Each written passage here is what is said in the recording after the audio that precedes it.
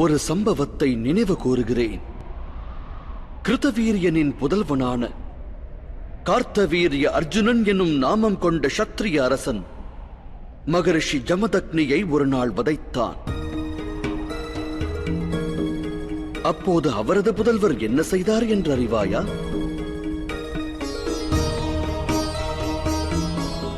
வேதனை கொண்ட அவ்வேளையிலும் சிந்தனை செய்தார்.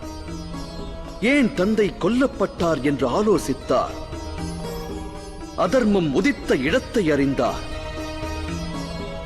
தன் ஹிருதயத்தில் இருந்த வேதனையை அடியோடு அகற்றி அகிலத்து வேதனையை தன் ஹிருதயத்தில் ஏற்றினார். அதர்மிகளான சத்திரியர்களை அடியோடு அழித்து அகிலத்தை காக்க வேண்டுமென்று ஹிருதயத்தில் அவர் உறுதி கொண்டார்.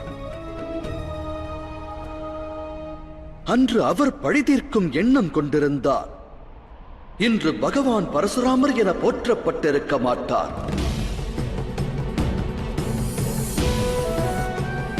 கூறு கர்ணா, உன் மனதில் ஏற்பட்ட வேதனையும் வலியும் உண்மை என்று அறிவேன். ஆனால் நீ சுயநல எண்ணம் விடுத்து பொதுநல எண்ணம் கொண்டிருந்தால் இன்று நீயும் போற்றப்பட்டிருப்பாய். ஜனனத்தின் போதே உன்னில் குடிகொண்ட திவ்யத்துவம் இந்த அகிலத்திற்கு ஒருவேளை பயன்பட்டிருக்குமேயானால் எண்ணற்ற ஜீவராசிகள் ஆனந்தம் அடைந்திருக்கும். திவ்யத்துவம் பொருந்திய உன்னில் குடிகொண்டது மா வீரமுமாகும், மனதை வாட்டும் வேதனை தீயுமாகும். ஆனால் நீ உனது மனதை பொதுநலத்திற்கு அர்ப்பணிக்கவில்லை. அதர்மத்தின் மறு உருவமான துரியனிடம் நீ உன்னை சமர்ப்பித்தாய்.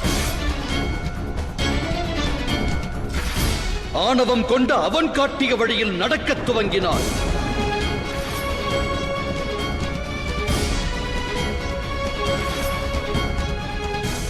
சற்றே உனது நிலையை எண்ணிப்பார். வாழ்வில் அதர்மத்தின் தரப்பை உனதாக்கினாய். அன்று பாஞ்சாலி துகிலுறையப்படுகையில் அவள் மானம் காக்கத் தவறினாள். ஈன்ற தாயின் வேதனையையும் அறியத் தவறிவிட்டாய். உன் சகோதரருக்கு பிறந்த 2 புத்திரர்களை நீ மண்ணில் சாய்த்தாய்.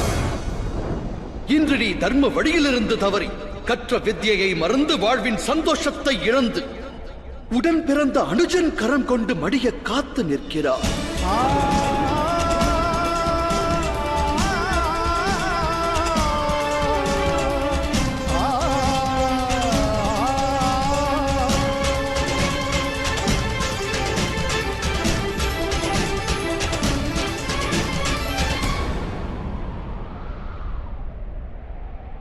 தாம் கூறுவது உண்மை வாசுதேவரே.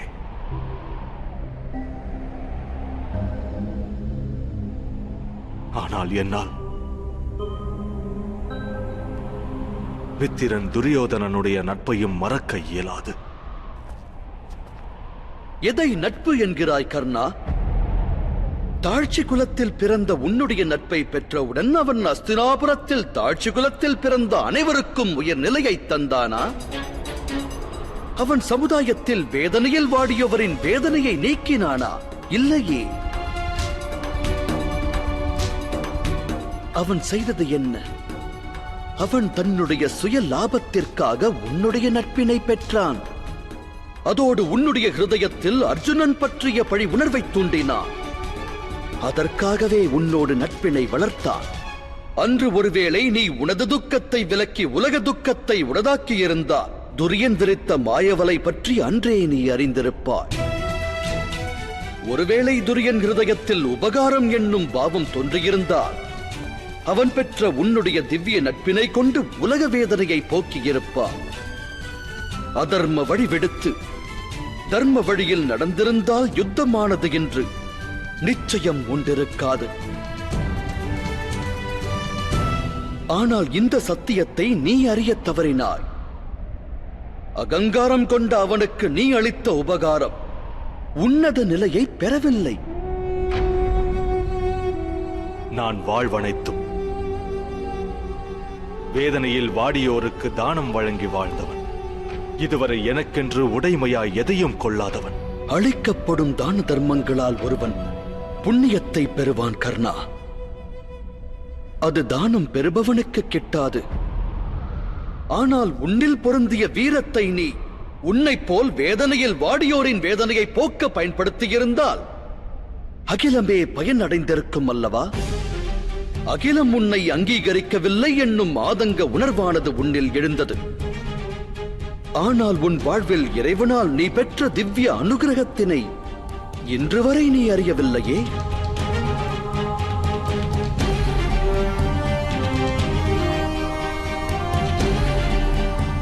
ஒரு சத்தியத்தை உணர்வாயாக.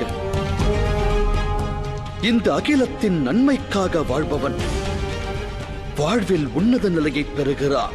ஆனால் தன்னுடைய நலனையே கருதி உலகில் வாழ்கின்றவன் தான் வாழும் காலத்தில் இந்த உலகிற்கும் தனக்கும் தீங்கையே விளைவிக்கின்றான்.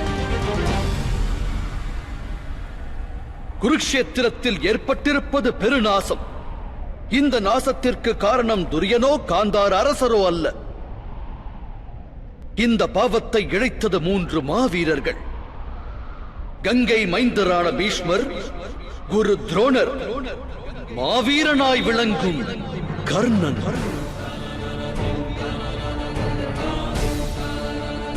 தாம் மூவரும் அன்றே தாம் கடைபிடித்த தர்மம் விடுத்து அகிலத்தின் நலன் கருதி இருதயத்தில் எண்ணம் கொண்டிருந்தார் துரியனுக்குள் ஆணவ எண்ணம் தோன்றியிருக்காது, யுத்தமானதும் உண்டிருக்காது.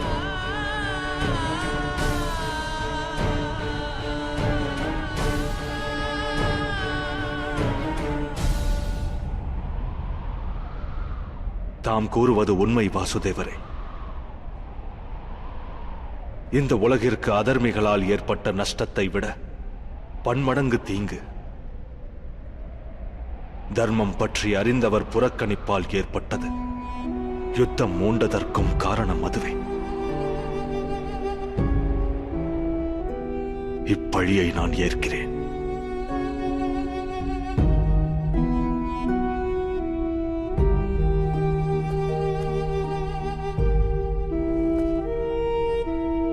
எப்போதும் அவகாசம் உள்ளது. உன் மனதில் உள்ள வேதனையை போக்கு. ஹிருதயத்தில் உள்ள அதர்ம எண்ணங்களை விலக்கி உன்னுடைய மரணத்தினை மனமாற ஏற்பாயாக கர்ணா. அத்தீர்மானமே அகிலத்திற்கும் உனக்கும் நன்மையை விளைவிக்கும்.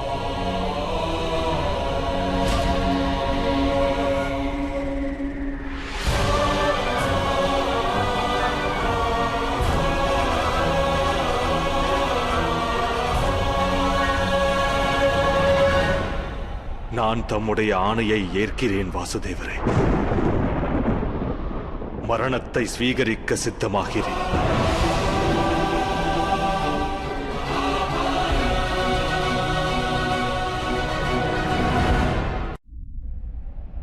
மன்னிப்பு வேண்டி மன்றாடியதா என் தாயிடத்தில்